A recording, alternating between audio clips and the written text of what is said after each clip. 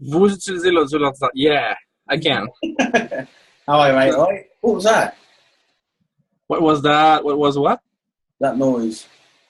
Oh, I don't know. I don't know. I'm gonna need to wear my headphones. You got a hat on. Couldn't you be bothered to do your hair? Yeah. Well, this is my temporary fix. Oh, okay. Right, all right, mate. I'm going to share the screen with you. If you have any questions, I'm going to be speaking at the minute directly to Remy. Because this is where we're up to, and I thought I'd invite some other people. I know Tao, who else? Abenuke and George. I think that's Robert. We'll be covering this stuff soon. So can you, Remy, can you just let me know you can see my screen once I share it?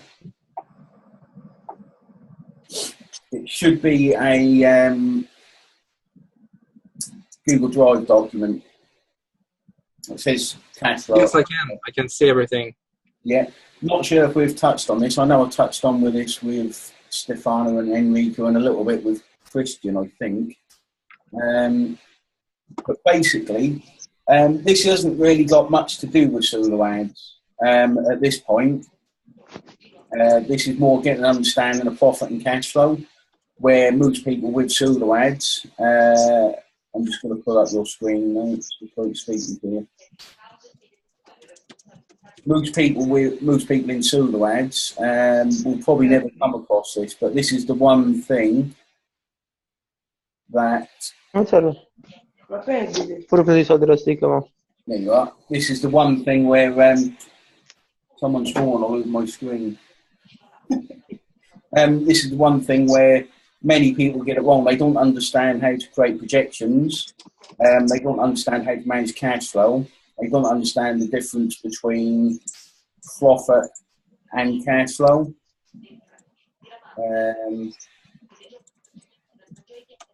Who's on? I'm pretty sure everyone's muted. Stefano. I'm muted. Yeah, it's just Remy I want at the minute. Yep. Yeah, I'm pretty sure. So. You can hear me? Yeah. I don't see myself muted right now. Yeah, I can hear you, mate. I can hear you. Right, so I'm pretty sure everyone else is muted. Yeah, I see Stefano and I see Ju. I don't know how if I need to pronounce his name. Juvan or Juvan. Both are muted. To me, they're muted, but we'll just carry on. I can hear you. Everyone else sounds like Stefano. Also, you should not see my Italian face. I can, Stefano. It looks very worried at the minute. You can see if I can't hear. I'll continue because hopefully you can all hear me fine. I can hear Remy fine, so that's good. Right, so the important thing is understand the difference between profit and cash flow. Some of you will get this, but I'll take this a bit further in a little while to where we need to be. So I think that was with Stefano and Enrico. I used this analogy the other day, and I've kind of stuck with it. It's where, so the difference between profit and cash flow is where when you have a pen and you buy it for $1, yeah, or you produce it for $1, it costs you $1 to choose. You sell it to a supermarket for $2, yeah. So you make $1 profit. That's profit. Cash flow, or understanding cash flow, which we'll run on to in a minute, is where you buy it for $1, sell it for $2, but the supermarket in this country, they do this a lot, especially with small suppliers. They don't pay you for, say, 6 months, 180 days. All right? That means they're using your cash flow to grow and build their cash reserves, is what that basically means. That makes sense, Remy? So they can sell the pen 6, 7, 8, 9 times before they even pay for the first one. Yeah. So they might be selling that pen for $2.10. They're making 5% profit, but they're building the cash reserve in the back, yeah, in their bank, which although isn't their profit, they can use that cash how they see fit. And this is how you see a lot of companies with very little startup capital. That's how you see them grow from 0 to massive in no time at all, because they know how to use cash, and they can project when that cash flow is going to turn into profit. That kind of makes sense? Well, in other words, it's like if they sell their pens in advance.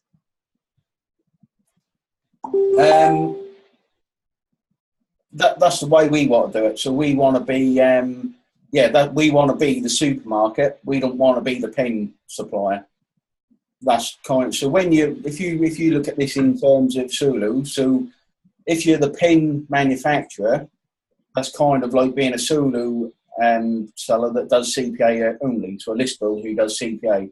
Because when you provide the clicks and you send them to a CPL or CPA, you won't get paid for 2 weeks.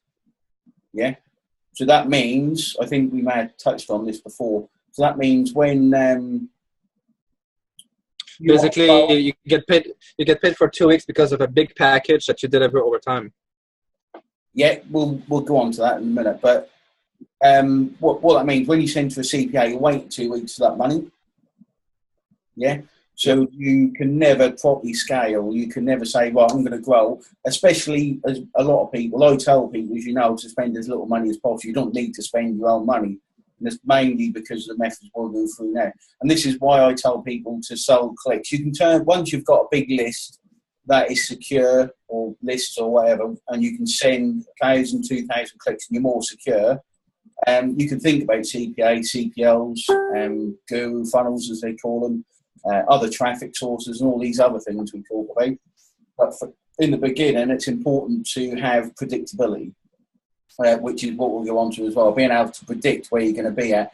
Most people don't have a goal. They just kind of, a lot of people will sit around 100, 200 clicks a day, and they'll just keep going with no real aim and not really know how to get to 500, 1,000, 5,000 clicks a day. So there's no real aim of either. So that's kind of ties in what we're going to do. Having a long-term aim, or maybe not long-term, and how we can turn the cash flow. We can predict the cash flow, try and predict how much clicks we have to sell, how many we're going to buy, what work our funnel's going to do in terms to reach 1,000 clicks in 45 days, say. And that's kind of where we're going to be talking about. So I just done some of these. This is how I bought a big business using this method, and this is how I grew my e-commerce business to I think the busiest month. I've done a few million through e-commerce. I think the busiest month was just shy of 200,000. This is how I grew it. This is similar to how I grew it. So if you imagine in e-commerce, you've done 10,000 sales per day, we'll call this a day, and then purchases to fulfill that. So you've got products, staff, or if you drop shipping, that'll be shipping, and everything else costs you 8,000. But you managed to get them on 30 days payment terms,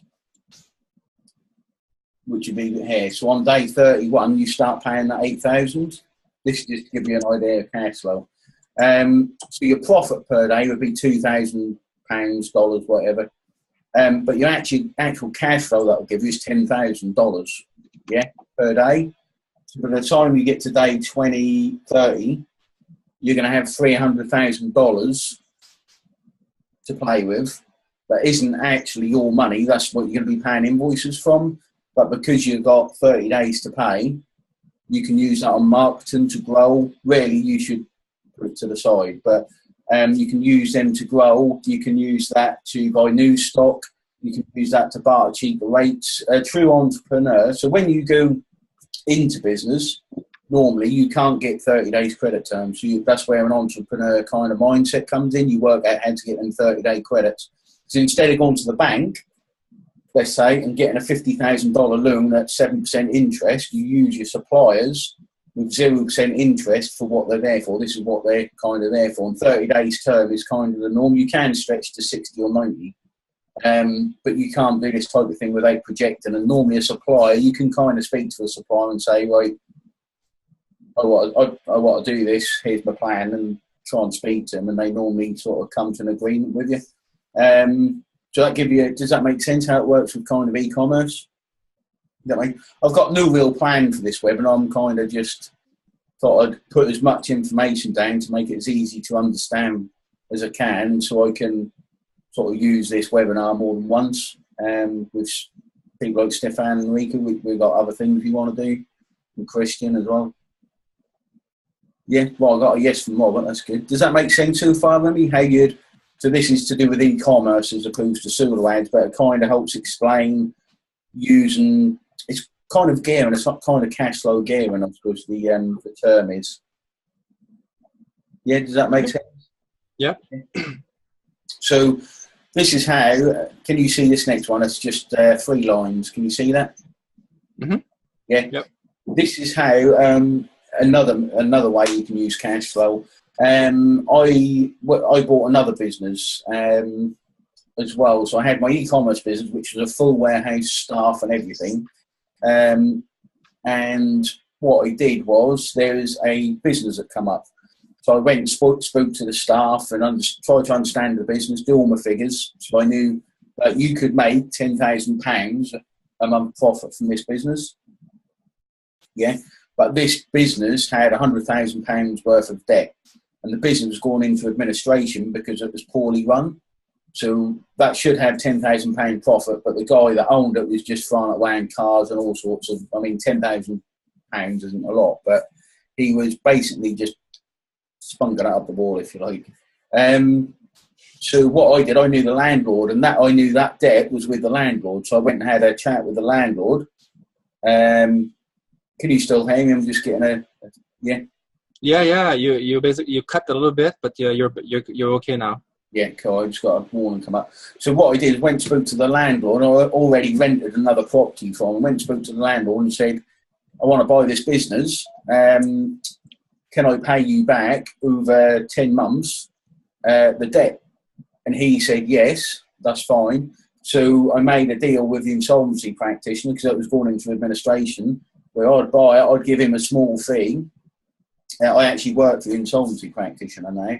Doing their digital marketing as kind of a favour, if you like, and then made a deal with the owner of the estate, if you like, where I'd pay him back out of the profit. So that actually cost me nothing at my own pocket. Yeah, does that make sense?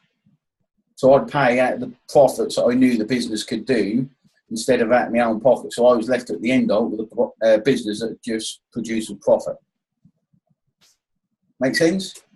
Mm-hmm. This, as you can see, you can apply this to many different businesses and ideas. This is what separates a true entrepreneur, if you like. They can think outside the box a bit, but this is one of the techniques that I was taught by an old business partner about 6 or 7 years ago in another business, where I'd watch what he done and you kind of figure out what he's doing, and then you apply it yourself. So there are these clever things you can do in all different types of business. Yeah, but we can apply this strategy for ourselves in our silverware business, which I'll run through with you in a bit. Luckily, the landlord turned around and said, "Don't worry about that money." So I got a business without owing anything. So a lot of the time, again, that probably came from people not because he knew me. I mean, those businesses are gone now. One of the businesses I had went to administration, just to give you an idea, and the other ones I sold. And now all I do is live online in my little man cave. Yeah. So it gives you an idea how you can apply these different things. And when you build the yourself as a person, if you like, or as a brand, how you can, you don't even have to use that as leverage. As you start networking with people, people just get to know you, speak to people. That's kind of why networking is so important too. I found the one thing that helps me the most is networking. So like speaking to you, Stefano, Enrico, Christian, Tails helped me immensely these last few days. Alex I've known for a long while. I don't know who else is on the call now.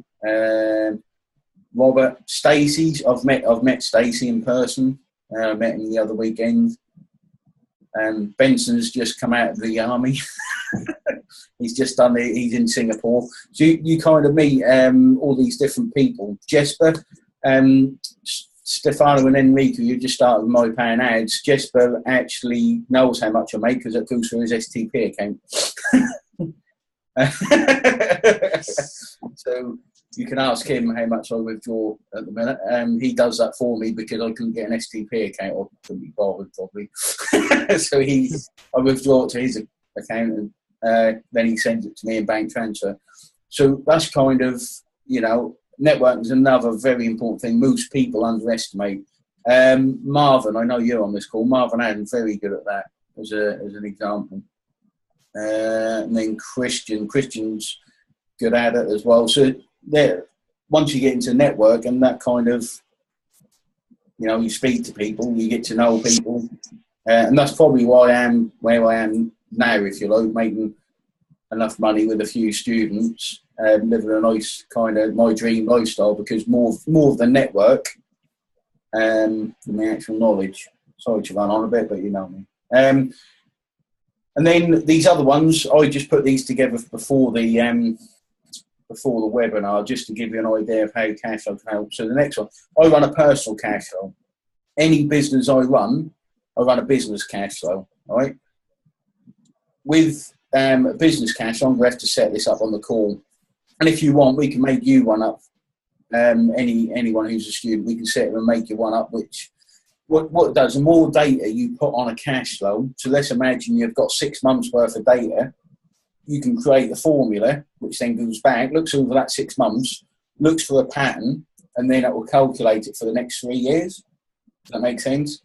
So if your business is on an upward spiral, you can project it for the next 3 years, and that will give you an idea where you're going to end up. Again, if you're even, that will give you an idea. So it'll kind of give you an idea, if you keep on the same path, where you'll end up. Yeah, in terms of your growth, if you're growing. I mean, just because you're growing, as we'll see later when we look at the Sulu side of it, just because you're growing doesn't mean you're making money. So many people will grow. They'll keep their focus on cash flow. They'll forget about profits. And of course, if you're making cash and not profits, you're just going to run out of money, especially when you come to a point where you're going to level out. Yeah.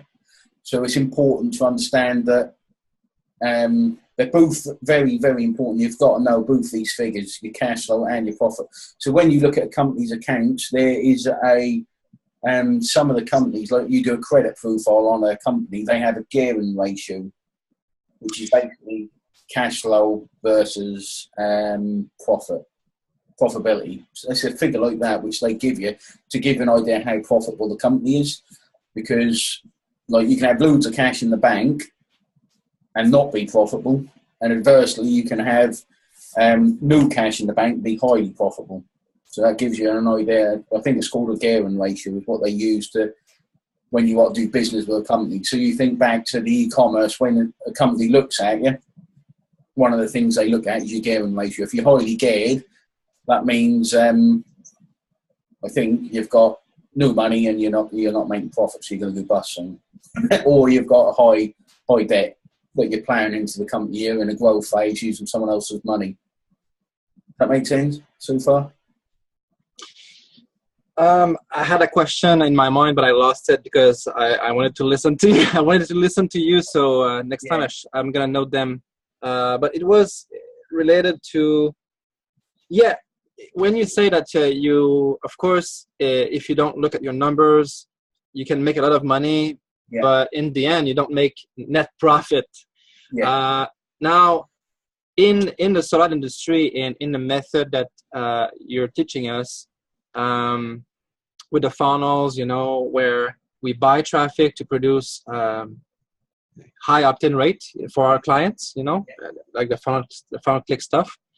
In order to be profitable, basically you have to reduce the ratio of click buys versus broadcast clicks, right? Yeah. So at some point, to be really profitable. Yeah, you do. And we've got that formula. I think I made the formula up with Enrique. I can't remember if it was you or Stefano and Enrique who made a formula up just because someone asked that question, and that kind of give you the level. So you kind of use cash flow in the beginning to grow, yeah, and then towards the end you have got to spin it round, and then you got to focus on profit. I done a video ages ago because I got into this mindset when I was growing my e-commerce business of growth. That was all I focused on, and I lost sight of profits. Yeah. So when you do that, growth is good, but you got to remember why you're here, and that's to make money. Everyone's in pseudo ads to make money. So like I said, it comes back to some people will sit 100, 200 clicks, not really know what they're doing, what their goal is. They're never really going to make. I mean, with 200 clicks, the most you can make profit-wise a day is $70, charging 0.35. So they don't really know where they're going. As soon as people give themselves a goal on another note, as soon as people give themselves a goal, so say, I know how many clicks you've done, so let's just say all of a sudden your goal went to 5,000 clicks, yeah? Your mindset, this is when my mindset changed with pseudo ads. I knew how many clicks people were doing, yeah? The people I surrounded myself with, I knew how many clicks they were doing. And I was doing nowhere near that many clicks. So I thought, right, all I've got to do is try and figure out how they've done that. And then my mindset went from thinking in terms of hundreds of clicks a day, all of a sudden into thousands of clicks a day.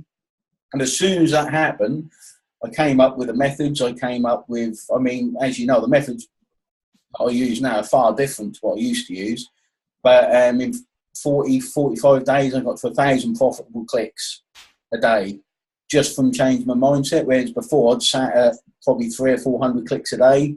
But as soon as you change your mindset, it becomes a lot easier. But then when you change your mindset, you think like 5,000 clicks, because that's going to take a while. It's not going to be obviously an overnight thing.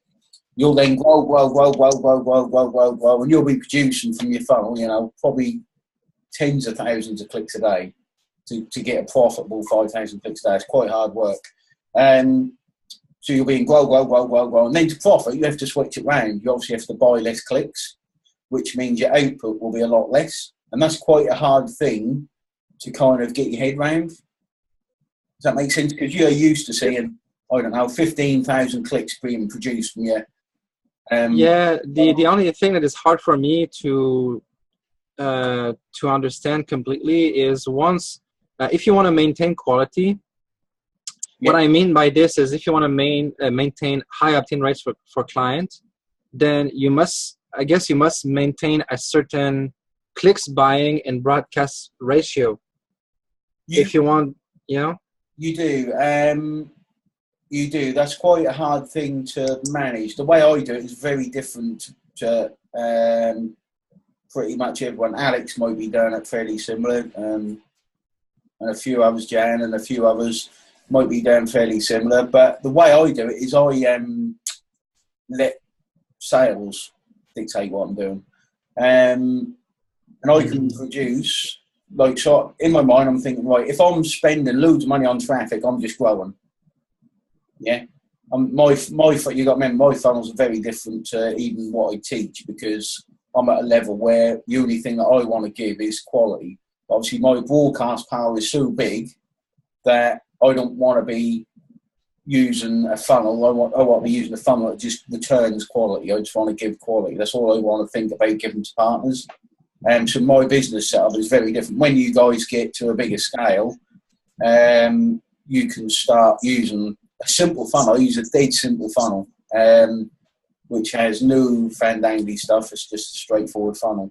There is a ratio, normally about 40-50%, I'd say, because you've got to remember, thank you page clicks, those type of clicks, funnel clicks, unless you're ad swap and are loss making, you've got to see them. In terms of the plan and the goal where you're trying to get to, you've got to see them as loss making. You have to, because if you get in, you know, someone's used to getting 60% opt-in from you, it's very hard to keep that up without buying tons of traffic. So you've got to try not to give people massive expectations. You know, this is why generally smaller sellers that only do 100 odd clicks is because the percentage of thank you page clicks is so high. which is why as you get bigger, it becomes harder and harder and harder and harder and harder to give a better opt-in. So you say between 40 to 50%? I'd say that's a good target. So if you're, we went through that spreadsheet, didn't we, Remy? I'm not sure. Well, I saw the video that you sent me yesterday, and I saw you were explaining. Not that one.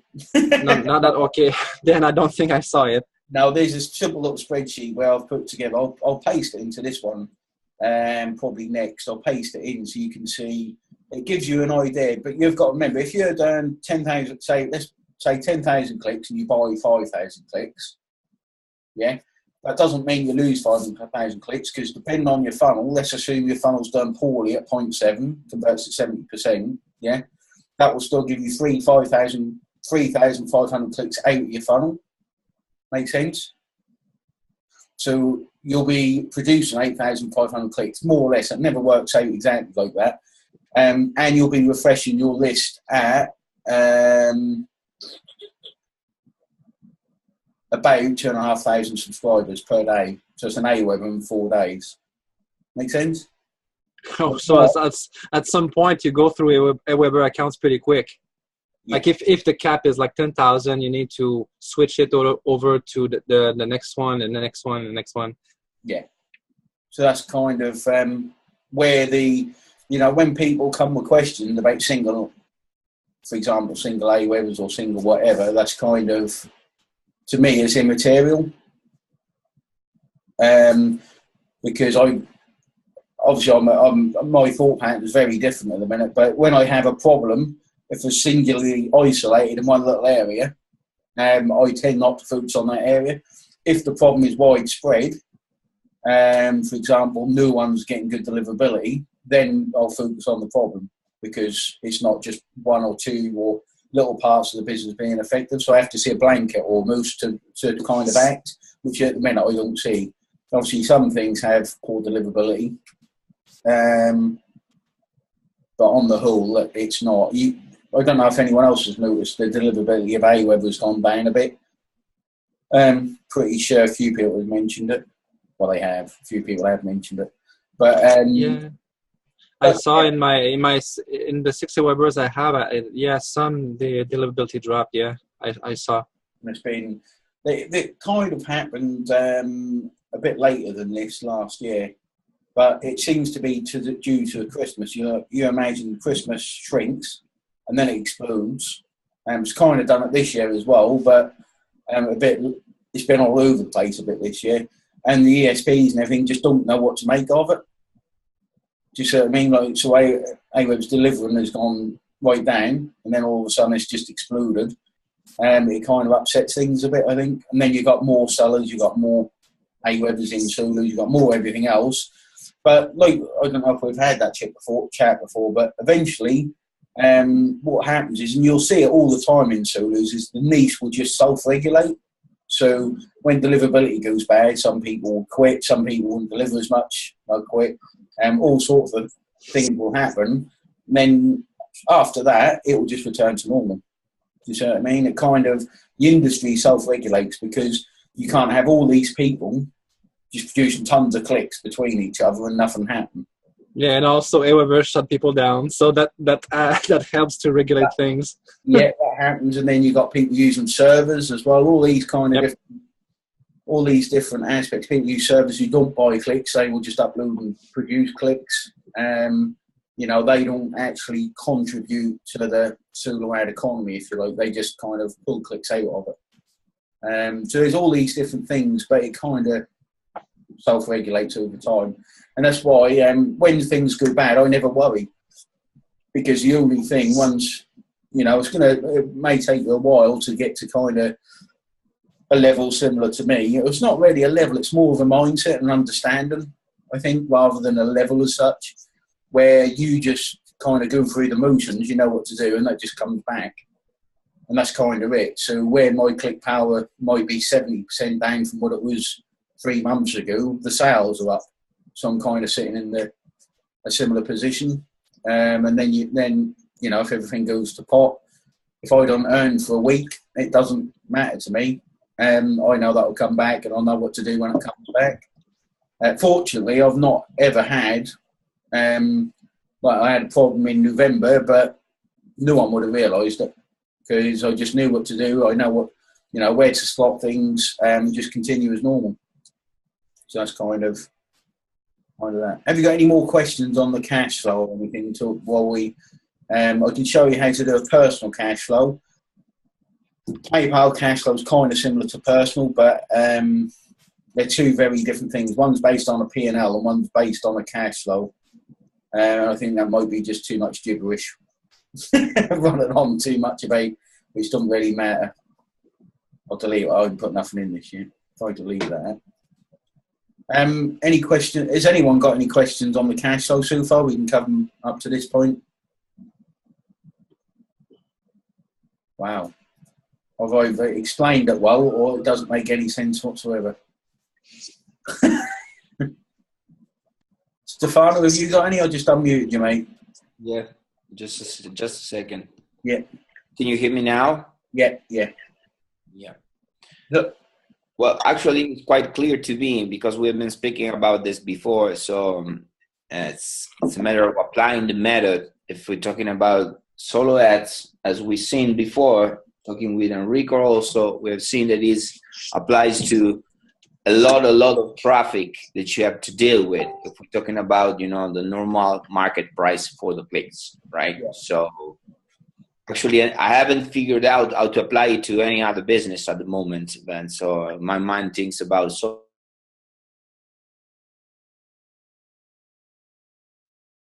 What you said before about profits, that was very useful to me because most of the time we run around making the big revenue, sell as much as we can, but we lose the method to be profitable. Okay, so we end up to produce but not gain out of it. So this is what sometimes happens. Correct me if I'm wrong. And no, that's exactly what happened. You become so focused on numbers, big numbers.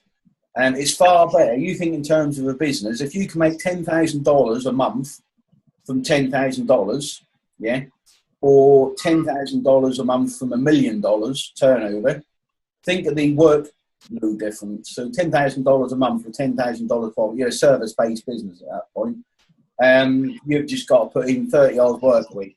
But if you've got $1 million business a month to make $10,000, you've got, you're going to have staff, premises, you're going to have all this stuff that sits in the background. So it's really important. Again, this comes within goal setting as well. Not only should you be doing a target number of clicks or turnover, but a target profit you should be making. My brother. So you need a target number of clicks. Hold on, guys. I'm just going to text.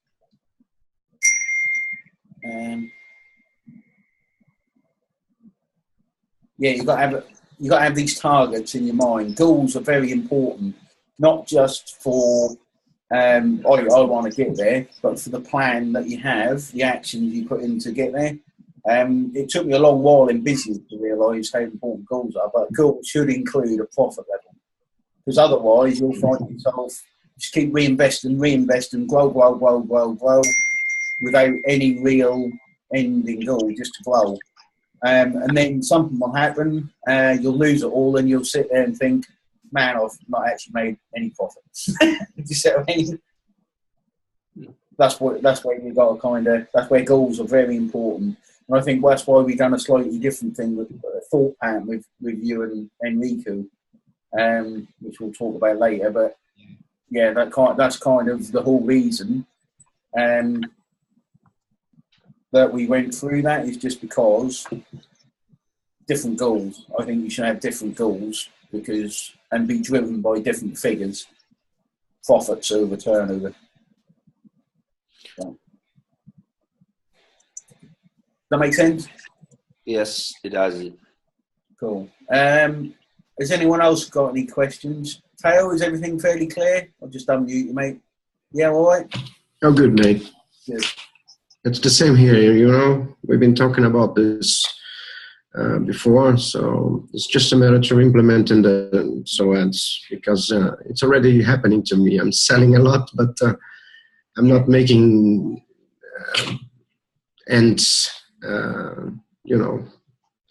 But it's just a matter to organize the thinking of this cash flow, and I think it will be all right. Yeah. Remy, Tail is basically got a simple, dead simple funnel with the basic funnel on it. So people don't see when they're growing. It's very hard to grow with a single squeeze page with a left behind page. You can do it. I don't. So I know you can do it. I grew fairly quickly with that.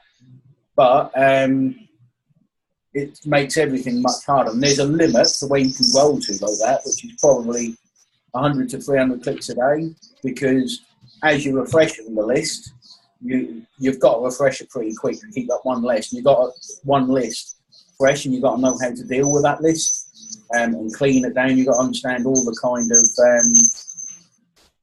principles of keeping a single list optimal. So it's very hard to grow past 300, I'd say, with a single list. It becomes so inefficient to build past 300 clicks that it's just not worth doing. Right. Yeah, it's very true. But we'll sort you out. We'll sort it out now, Tam. We'll sort that out. Yeah. Right, has anyone got... I'm just going to mute Stefano and I'll mute you, Teo. Just like to see if anyone else has got any... George, does that all make sense so far? Yes. Yeah? What I understood, it does. Good. You can understand my Norfolk accent, can you? Yes, yes. I will have to look Get an at the entire interpreter. webinar once again. Yeah, and get an interpreter. And then I will understand for sure. Okay, mate. What else we got? Christian. I know this makes sense to you, Christian. Yeah, but we spoke about this a lot of times. So yes, this is it makes sense. I think. And I made this error of growing, and arriving at the end of the month without any reward, if you remember. Yeah, we sorted that out, though, didn't we?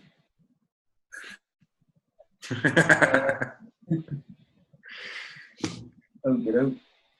Right, okay. Wayne, a question for you. Is this happening because the solo ad markets is so transforming daily? Let's say not daily, but monthly, every single time. More people's coming in, the systems, for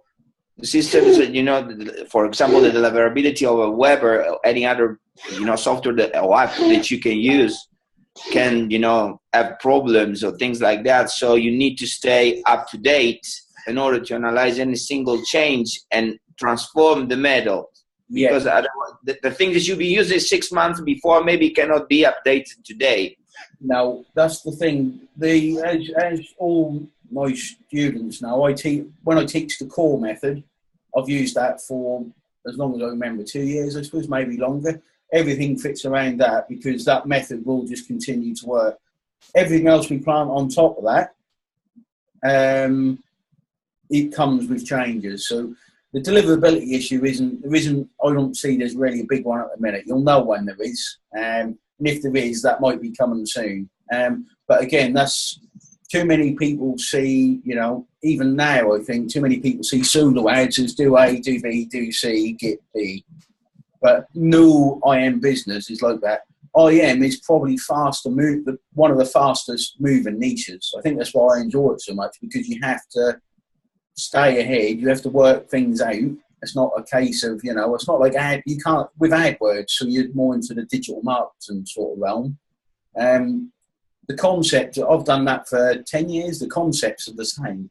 They haven't really changed. They do a change sort of once every 2 months, but the concepts haven't really changed. Being PPC, the concept, the basic core of it hasn't really changed.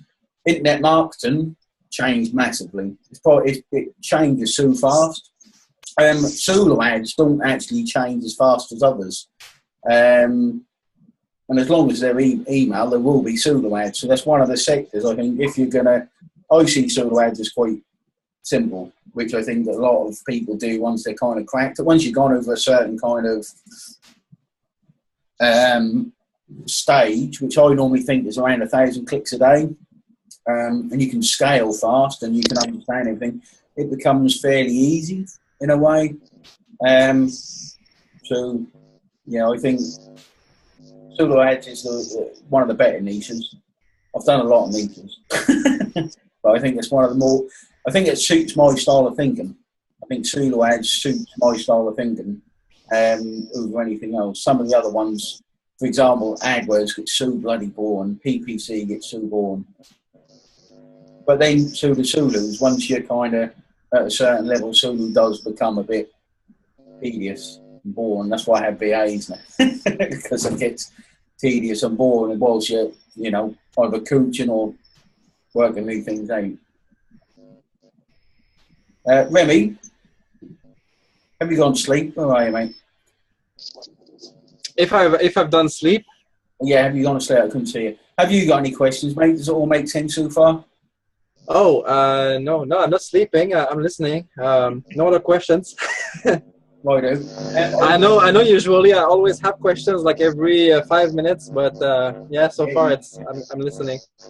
Yeah, right. What I want to go through now, then, if no one else has got any questions, I just want to make sure that it's obvious the difference between cash flow and profit, which should be obvious, and why we need to set goals based around. That's you, Avenue Joker here. Important to set goals based around what turnover you want to be at. That could be clicks or dollars. And what kind of margins you want to be at. You have got to have that goal. Normally, I'd say between 500 and 1,000 clicks per day is your first goal. But I know some of you are over that, so you've got to reassess your goals of where you want to be at. But I do know a fair few of you, Remy, I know you're over that. But I know a few of, so you've got to make sure in your mind you've got a really strong. What would you say your next goal is, Remy? I don't think we spoke about that, have we? Right now, in total clicks, and then we'll talk about profitable clicks, and then we'll talk about within let's say within the next 30 days or within the next week. Within the next week, I would say if I can find a steady stream of buyers, I think I could do 2,000 clicks per day. 2,000. Well, including also buying. I mean, including the 2,000 clicks a day are produced with a. I mean, I'm not very profitable right now, so with a pretty big ratio of buying clicks versus broadcast clicks. Cool. So when we talk about this cash flow method, for example, you don't really need to use it. No, maybe not, but I think that maybe not, but maybe yes too. Because if I want to be in profit pretty soon, then I better sit down seriously and to watch and to have perfect clarity of where I'm going. Because right now it's yes, I'm getting more.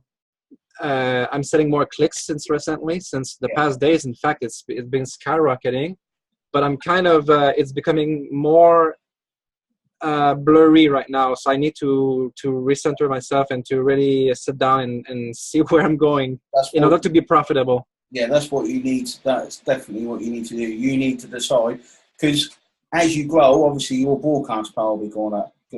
We've still got loads to go through yet as well, mate. In terms of what we need to go through. But that's what it's about. It's about getting your click power up for your broadcast. It's not about sending 5 million clicks a day, because anyone can send 5 million clicks a day. It's about getting your profit up, and your profit is your broadcasts. Yeah, it's not how many clicks you can send through your funnel. Unless you've got a fantastic funnel, which you get 1 click out and 52 clicks, or 1 click in, 52 clicks out. That would be fantastic. But that's not. You've got to think like when I've got a lot of students. I've got a lot of influence within solo ads. So when some things I won't release because they can have a really detrimental effect on solo ads as a whole.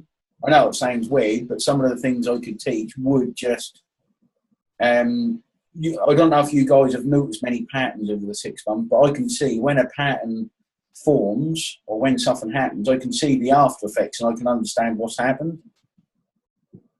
From maybe someone getting big very fast or downturning clicks and why that's happened, all these kind of things, they really impact Zulus, especially at the minute. It's good again now, but the Zulu ad economy as a whole is very self-contained, or it was just before Christmas. Now there's more and more buyers coming back into Zulu ads, if that makes sense. So our money is all passed between us, and the profit comes from outside Zulu ads. MLMers, all these kind of people, CPA people, newbies testing their funnels, all these type of things.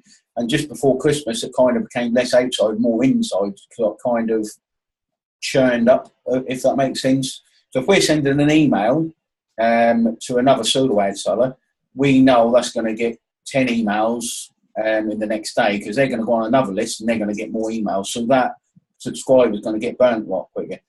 If we sell to an MLMer, they treat the subscriber much better, because they're going to want to sell to them. They're going to want to build a relationship with them.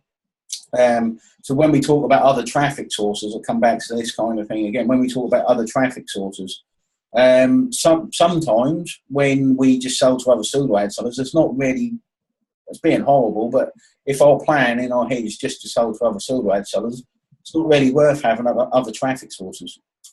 Because as soon as we send to that one pseudo ad seller, they just kind of get a bit late. Does that make sense? They just get a bit ruined. So if you've got more external, then it's worth looking at other traffic sources. But in the beginning, again, it comes down to predictability as well. So when you're setting yourself a goal, you want predictability. You can't predict how much traffic is going to cost you, how much traffic you can get in, unless you use pseudo ad traffic. You know, I rabble on a bit, so you're going to have to stop me. But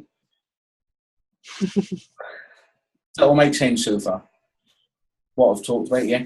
Right, what? Yeah, I think the hardest thing, I don't know for others, sorry, I don't know for others, but for me, this is to really maintain that ratio of, and this Excel sheet will help, I'm pretty sure. It will, yeah. And this is gonna help having clarity, but this is to maintain a good maintaining not maintaining a good ratio, but the proper ratio to be in profit, you know, in a certain level of profit, not necessarily like 100% profit, of course, because you would send 100% broadcast clicks. Yeah. And if you want to maintain quality, apparently that this is not what you want, but you can send 100% broadcast clicks. If you sell to, it will affect your, this will affect your profits even more. But if you can send more to people external pseudo ads, and you can send an email that's congruent with the opt-in page or their message they're trying to get across, whatever that may be, you can charge $1 plus CPC, because that's going to work within their message. But your opens and clicks will go down. So you'll probably still be earning a similar kind of CPC, because we write emails for opens and clicks. That's what we're interested in. Whereas to get a proper message to an MLM client, you want to use a really congruent message with their offer, which will send their sales up, and it will send the response up within their funnel, and that'll be fantastic for them, but that'll be detrimental to your opens and clicks. And how do you do this if you have so many broadcasts going out every day? You need to write a different, like a variation of your swipe every time, right? I think that's kind of where over delivery come from. Like, say someone buys 1,000 clicks, you think yourself, like, that's roughly 10 emails, and you'd rather over deliver. That's one of the places they come from. I've got another idea where they come from as well, but it's a whole nother story, and I'll just rabbit on for hours. Yeah, there's lots of different things to think about when it comes to profits, goals, and all this type of thing. And I always say in the beginning, use pseudo ads because it's very predictable. So use pseudo ads as a traffic source, and use Solo Ads as the sales platform, because you can predict what you're going to buy at and predict what you're going to sell at. Yeah. Cool. Right. Personal cash. So we probably won't run for this, but if you guys, all this basic was going to be, so I'm just wary, I don't want to be here for 4 or 5 hours, is if you want to write a personal cash flow, I can write one up and you can adapt it how you want. Put all the formulas in so you can use it for yourself. So basically you can see whether you're making profit or not, and where you're heading. So I can make all this. So each day, I've done this for about 8 years now. Each day I have a cash flow. I go in, I have a list, headings all down the side. So things like how much I withdraw from PayPal, I have a bank balance. So you're double accounting, so you can always see that your withdrawals from PayPal match up with your PayPal balance. You can always see that you sold X number of clicks, which transpired into dollars into PayPal. It tells you how much fees you're paying. It kind of works it all out for you. It calculates a lot of fees. You can see exactly your profit levels, and whether, again, that comes and meets with your business goals, which, again, is very important. So if you say 60 days, I earn $100 profit, $200 profit, whatever, you can use this cash flow spreadsheet to see if you're doing that. But that would be more of a month, because you're never going to make exactly $100 a day. Unless you're very good. Yeah, so, right. We're going to do, I want to do this last part. Let me just have a look, see who's on the call. Because this last part is more tailored around solo ads. So Christian, Stefano, you've already done this. You can stay on if you want. It's up to you, mate. Same with Enrico, if you want to. Since Teo, George. Stacey, I don't know if you'll get a lot of benefit from this, but you can stay if you want. Teo, you'll get plenty of benefits. All George. Abenuke, you will. Jesper, I know you're not a student, but you've helped me, so you can. Benson, Chillim. Robert, sorry mate, I didn't see you there. I just see your name. Robert. Cool. Right, this last part is more down to the nitty. Alex, you've been through this, mate. It's up to you. If you want to stay, you can. George. Oh, Marvin's there, hiding away, being quiet. Right, I'll run through this last part. I think most of you, there's a few people that aren't students, but I want to keep this part for students, really. Can you, Marvin? I'm muted him.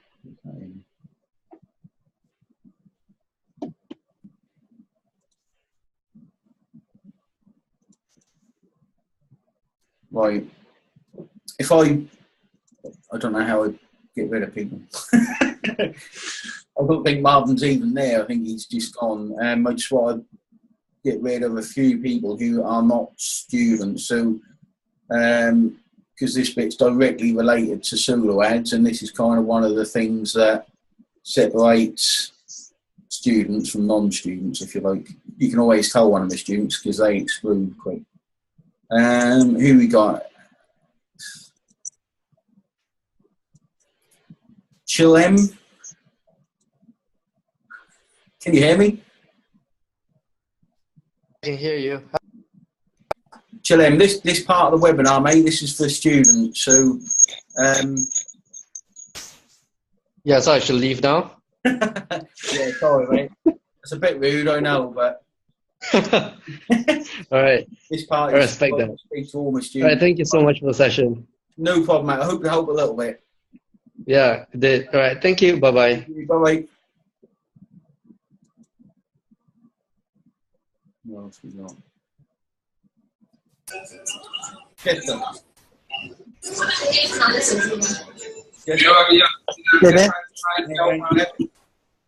Yeah, you've helped me out a lot, mate. So I'm not sure this will apply to you that much, but okay, you can stay or go, mate. It's up to you. okay, sure. All right, I'll mute you, and if not, I'll speak to you later, mate. If you stay, you stay. If not, you don't. That noise means my drone is done. I'm missing drone flying on me.